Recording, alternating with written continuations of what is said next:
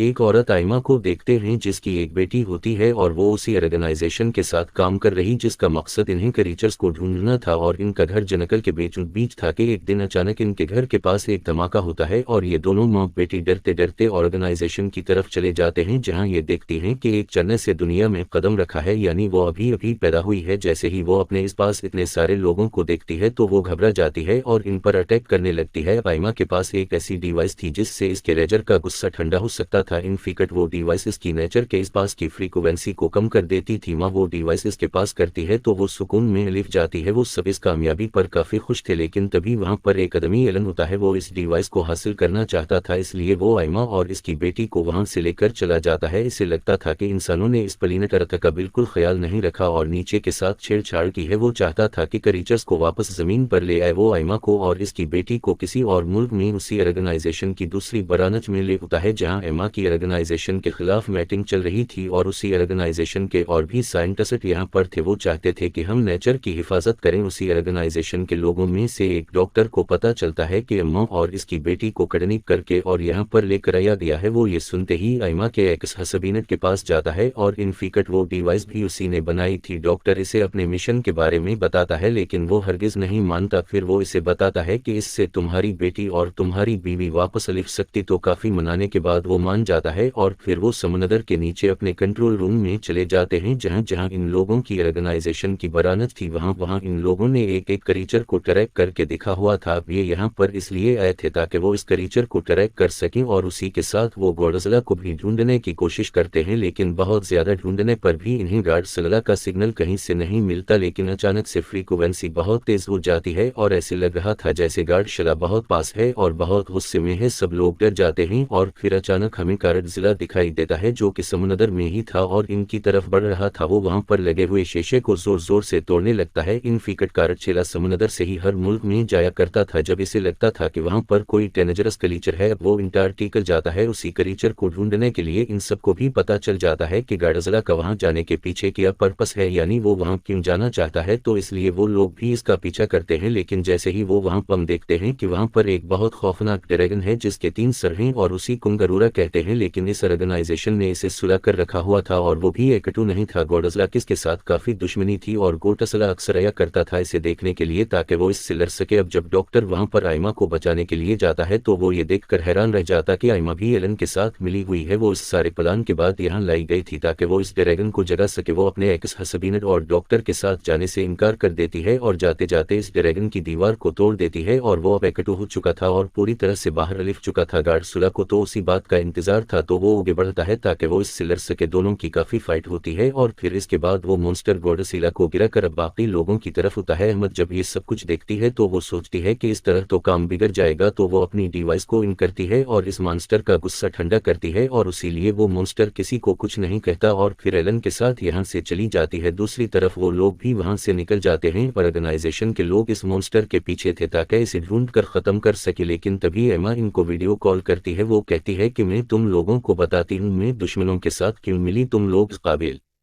थे कि तुम्हारे साथ रहा, तब तुम तो क्रिएशंस को और एवन नेचर को नुकसान पहुंचाते हो और मैं एक एक करके सब क्रीचर्स को आज़ाद कर दूंगी। तुम लोगों ने ज़मीन के साथ बहुत बुरा किया है, लेकिन यही क्रीचर अब हमारी मदद कर सकते हैं क्योंकि इनकी बॉडी में रेडिएशंस हैं यानी शुआएं हैं। तो जहां जहां ये लोग जाएं अपनी रेडिएशन से ये ज़मीन को वापस ठीक कर सकेंगे। ऑर्गेनाइजेशन के लोग इससे कहते हैं लेकिन ये क्रीचर्स तो इंसानों को मारना चाहते हैं, तो तुम कैसे इनको अपना साथी समझती हो। तो वो कहती है कि तुम्हारी सोच गलत है, सदियों से एक साथ रहते अलिफ रहे थे, सब कुछ बैलेंस में था, हम इन्हें कुछ नहीं कहते थे तो ये भी हमें कुछ नहीं कहते थे, हम इनका ख्याल रखते थे, लेकिन अब तुम लोगों ने इसके साथ बुरा करना शुरू किया तो क्या ये तुम लोगों के सामने अच्छे बन के बैठे रहीं और अपनी हिफाजत न करे। वो कहती है कि मैं इनको आज़ाद करके ही छोड़ूंगी और उसी के साथ वो कॉल बंद कर देती है। अब जैसा कि एना ने कहा था वो बाकी फीचर्स को भी आज़ाद करेगी तो वो अपने मिशन पर निकल जाती है। सब लोग काफ़ी परेशान थे कि अगर ये उसी तरह करती रही तो हमारे लिए बहुत मुश्किल हो जाएगी। एमा आगे बढ़कर एक और क्रीचर को आज़ाद कर देती है जो कि वल्कीनो में से निकलता है जहाँ पर इस पास लोग भी थे यानी पूरा शहर रास्ता था। वो बिल्कुल बेरहम हो जाती है, किसी के बारे में कुछ नहीं सोचती, बस इसे क्रीचर सजा करने थे। ये क्रीचर जो अब वल्कीनो से निकला था बहुत ही बड़ा था। आर्मी अपने जहाज से इस पर काफ़ी अटैक्स करती है है, लेकिन ये उगे से इनको गिराने ही वाला वो कि वो टैलेकी वहां से भाग जाता है, क्योंकि वहां पर कुंग मॉन्स्टर अलिफ चुका था जो कि मैंने सबसे पहले समंदर में आज़ाद किया। इन दोनों में काफ़ी लड़ाई होती है और क्योंकि कुंग टरीगन काफ़ी ज़्यादा पावरफुल था तो इसे काफ़ी ज़ख्मी कर देता है। वो भरता है ऑर्गेनाइजेशन के लोगों की तरफ इन पर अटैक करने ही वाला होता है कि समंदर से गार्ड सुलह बाहर होता है और उल्टा इस पर डर कर देता है। गोजिला इसके 3 सर में से एक सर उतार कर फेंक देता है। दोनों में काफ़ी ज़्यादा लड़ाई होती है और ये लड़ाई रुकने का नाम भी नहीं ले रही थी। हर तरफ तबाही मच जाती है और लोग भी काफ़ी डरे हुए थे, लेकिन इन्हें गोजिला पर यकीन था कि उसी वक्त ऑर्गेनाइजेशन को आर्मी बताती है कि जब वॉर हो रही थी तो हम लोगों ने एक मिसाइल बनाया था और इस मिसाइल का काम ये था कि 2 माइलों तक इस पास जितनी भी चीज़ें जितनी भी लोग होंगे वो इसको ब्लास्ट कर देगा और हम वही मिसाइल शूट करने वाले हो कि ये क्रीचर मारा जा सके और उसी के साथ हमें गोजिला को मारना भी मजबूरी है। वो इनसे कहते हैं कि तुम लोग यहाँ से दूर चले जाओ और वो वहाँ से काफ़ी दूर चले जाते हैं। आर्मी समंदर में वो मैन देती है और बहुत बड़ा ग्लास हो जाता है। इसमें गोजिला काफ़ी जख्मी हो दूर जाकर गिरता है, लेकिन हम देखते हैं कि मॉन्स्टर यानी टरीगन को कुछ भी नहीं हुआ, बल्कि इन लोगों ने तो इसकी मदद की थी गोजिला को मारकर और इसके बाद वो भूल गए हैं। ऊपर जाकर बैठ जाता है, जिसके बाद वो अपना सर दोबारा से गिरो कर लेता है और उसी के साथ वो सिग्नल्स देता है जिसकी वजह से दुनिया में मौजूद सबके सब क्रीचर्स जाग जाती हैं। ऑर्गेनाइजेशन वाले काफ़ी परेशान थे क्योंकि टेस्ट कुंग मॉन्स्टर यानी ड्रैगन को इतने बड़े मिसाइल से भी कुछ नहीं हुआ था, तो इसका ये मतलब था कि ये बहुत पावरफुल था और हमें ये दिखाया गया है कि वो गोजिला की पार्टनर यानी साथी होती है। इसे गोजिला के सिग्नल्स कहीं नहीं मिलते तो वो इसके लिए एक स्विंग आने लगती है, तो तभी से ऑर्गेनाइजेशन वाले भी देखते हैं कि इन्हें गोजिला के सिग्नल्स मिलने लगे थे, जिनसे उन्हें पता चलता है कि वो अभी भी जिंदा है और वो इसका चली जाती है जहां पर कौंसिला था और ये लोग भी इसका पीछा करते करते समझते कि नीचे चले जाते हैं। समंदर की बहुत गहराई में लिफ कर ये देखते हैं कि दीवार पर तरह तरह की पेंटिंग्स हुई हैं, जिनसे पता चलता है कि ये क्रीचर्स गोजिला और इंसान सर्दियों से एहसास रहते लिफ रहे थे। ये जगह गोजिला की हुआ करती थी और मिसाइल के बाद जब ये जख्मी हो गया था तो ये यहाँ पे खुद को ठीक करने आया था और इस जगह पर काफ़ी ज़्यादा रेडिएशन थी और इसीलिए वो यहाँ आया था, क्योंकि रेडिएशन इनकी बॉडी को यानी जख्मी हिस्सों को ठीक करती थी। तो डॉक्टर एक आइडिया देता है कि क्यों ना यहाँ पर एक नेवली और ब्लास्ट किया जाए और इसकी रेडिएशन से इसको और जल्दी एनर्जी मिल सकेगी।